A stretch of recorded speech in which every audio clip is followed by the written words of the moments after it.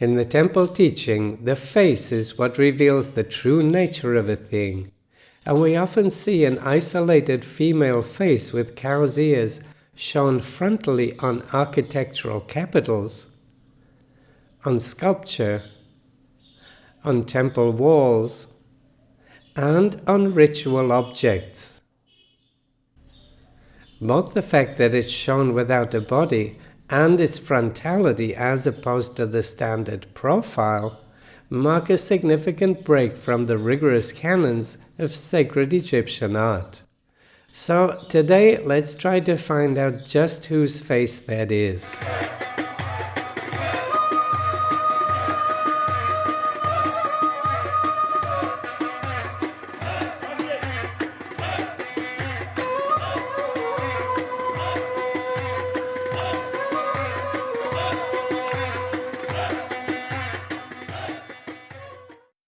In the last video I showed how the face on the sistrum is in fact the Netta Bat.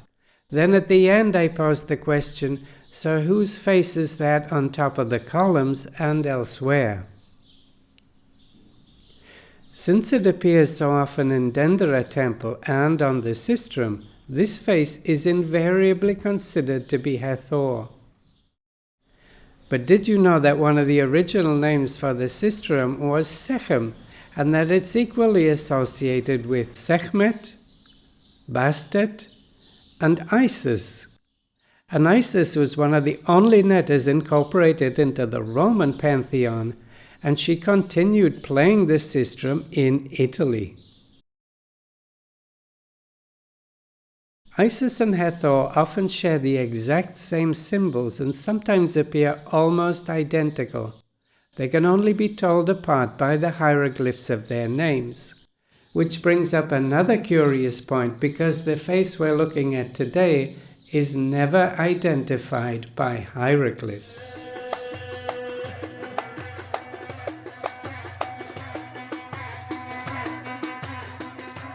On architectural capitals, it often appears in places that prominently feature the Netta Hathor.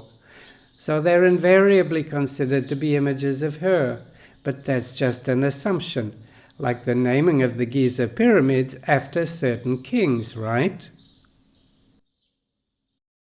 For me, this point needs to be clarified, because mainstream Egyptology tells us that all of the temples are sacred to one of the gods. But did anyone see an inscription saying Hathor Temple at the entrance to Dendera? And what would it mean to be sacred to a god?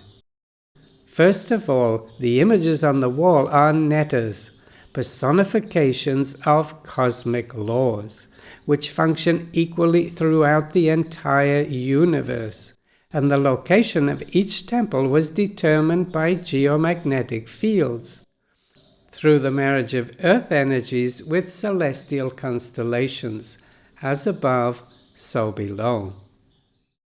So Dendera is not sacred to Hathor, but the nome or district where it lies has close affinities to the cosmic law she represents. And as a healing and learning center, the temple teaching there focused on that particular law, just as our modern learning institutes specialize in different subjects.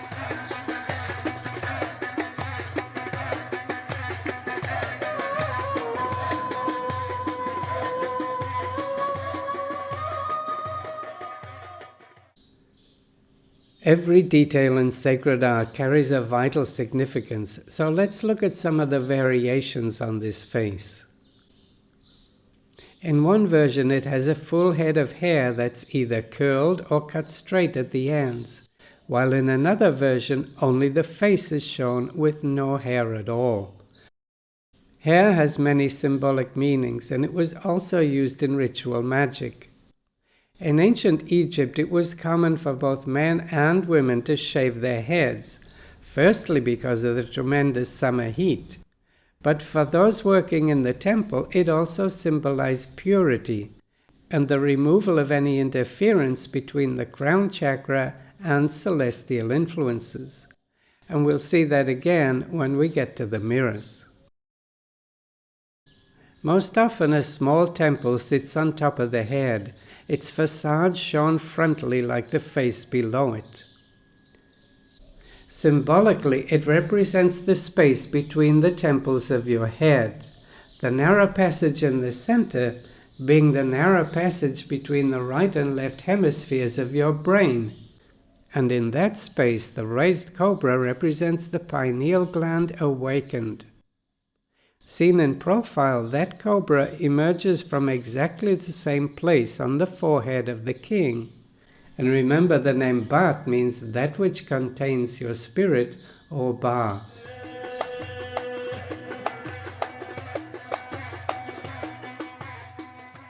We see this unusual face in many different locations and contexts. For example, in the last video, we saw it on both types of sistrum.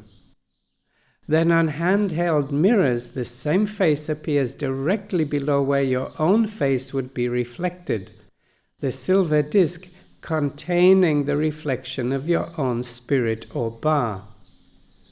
Below it, a crescent moon shape receives the energies reflected by the lunar disk, and like the temple columns, its papyrus handle transfers them down into the hand of the beholder.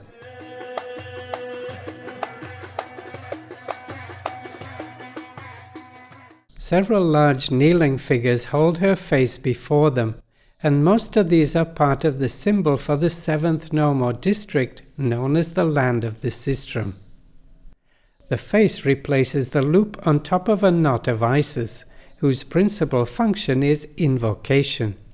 And here her magical knot forms the sistrum's handle, the part you would grip and shake to invoke or summon the cobra in the portal of the temple. It appears back to back on the prow of a granite bark from the reign of Amenhotep III, echoing a passage in the pyramid text that reads, "I am Bhat with her two faces." Once again, the face leading the way is on a sistrum, while on the reverse her curled locks flow towards a seated figure of Mut. The bark is a metaphor for your own physical body, and the Netta Mut represents motherhood, sitting above it as when she gave birth to you.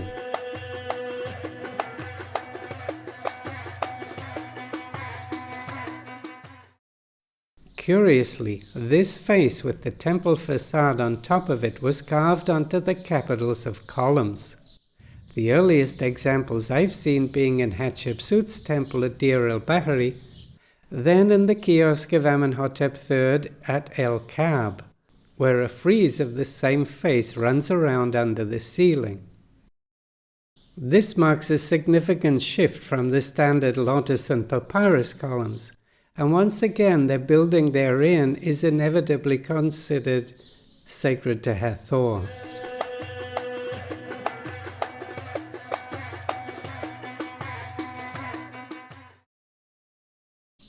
This brings us back to the question, whose face is that on the ceiling of Dendera temple?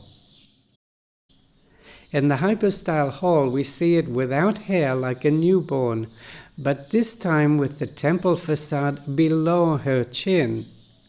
And its position gives us a clue as to why it's there. We're at the feet of the enormous body of Nut as she's giving birth to the sun, and the face appears towards the end of its benevolent rays as one of the last things created before it descends into the temple facade that rests on the earth itself. So as Nut gives birth to Ra, your own physical birth marks the point where your spirit enters the temple of your body, and Bhat is that which contains your spirit or Ba. To go a step further, we need to turn this image around, because right by her characteristic cow's ear begins the procession of the heavenly constellations. And on the first bark we see Anuket, who was responsible for the Nile flood, shown here pouring water from two vessels, and next to her stands Sopdet, who represents the star Sirius. In Egyptian mythology, the heliacal rising of Sirius marked the beginning of the Nile flood, so these two are critical to the beginning of the procession. But how does that relate to the face? Well, the Nile flood is the source of all life in Egypt, and still today nothing can survive without it. So symbolically, the Nile flood is like the breaking of the menstrual waters at the birth of a child. And the moment of your birth fixes the start of your journey through the astronomical cycles of Nut. It's the moment when the spirit became flesh. On the ceiling of the Nut chapel, we see another version of the birth scene, where the face has curled locks and rests on the hieroglyph for the horizon. It's protectively held in a square shape associated with Geb and the number 4, the material realm. So once again, it symbolizes your spirit entering your physical body here on earth.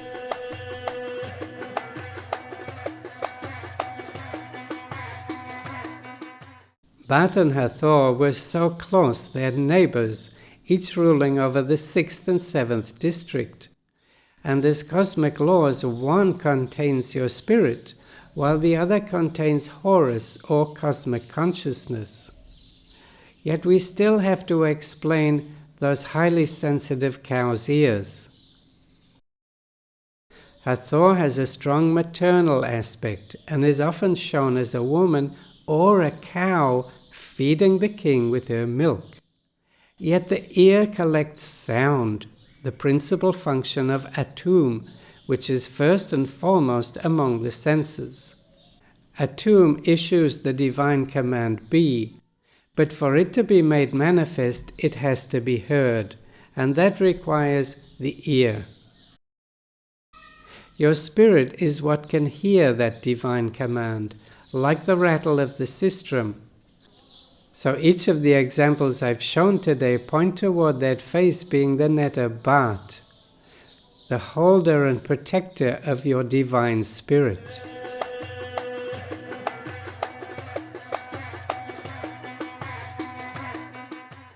Let me know what you think, and if you learned something today, hit the like and subscribe buttons, and consider supporting the channel through the Buy Me a Coffee link you'll find below. And you'll also find a link to my blog News from Beyond there. And as ever, thank you for watching.